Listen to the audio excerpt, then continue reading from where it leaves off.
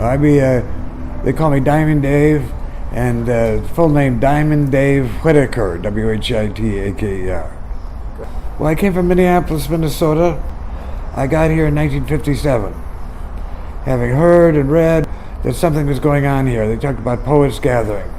They talked about a bohemian enclave growing. In fact, the guy who wrote the article, Kenneth Rexroth. One day I was I was in the high school library, and where I'd spend a lot of my time reading magazines, and teachers would say, you don't have to go to class, you can spend it in the library.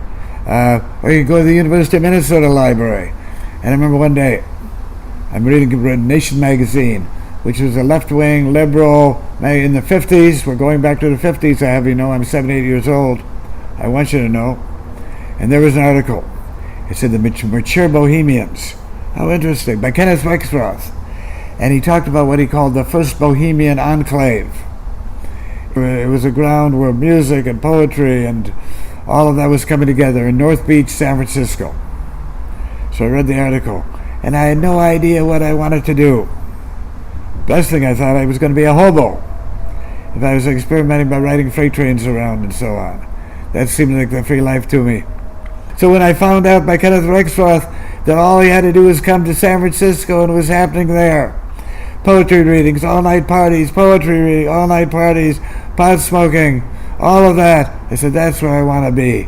So I put my thumb out, and soon I was in San Francisco, walking up Grant Avenue, walking up Columbus, and he had mentioned Say Lights Bookstore, Lawrence Ferlinghetti, and this was the place. And soon there I was standing in front of Say Lights Bookstore. I made it. And there it was, this young bearded guy. He was middle-aged to me, but he was really a young guy. Looking back at it now, he's early 30s. And he was putting copies of Howl back on the shelf. What's this? And so I walked in. I said, I just come to town. I've come to join North Beach. Here I am. Well, he said, well, I'm Lawrence Ferlinghetti. Welcome.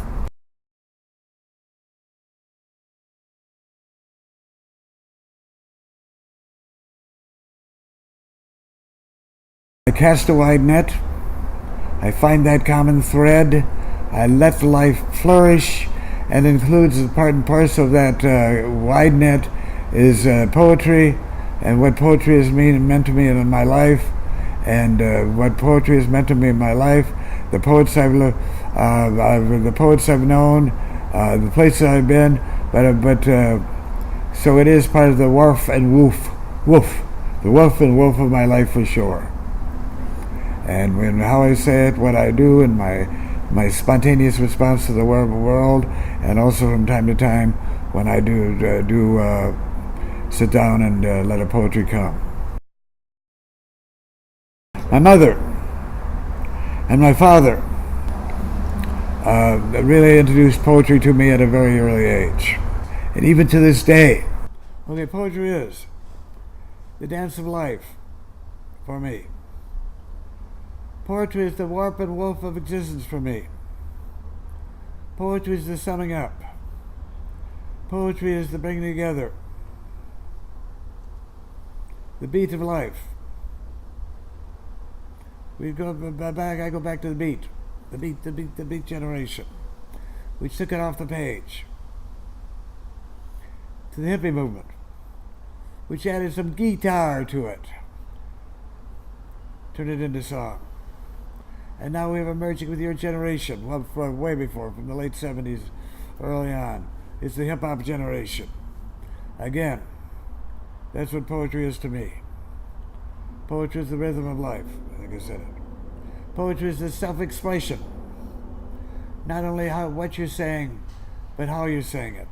But not only what you say, but how you say. So there it be. That's what poetry is to me. Poetry is the appreciation of what others have done. Poetry is to bring originality to how you express yourself, to get out of the ordinary monotony and boredom of life itself. That's what poetry is to me, speaking in the frame of spontaneity. There you be.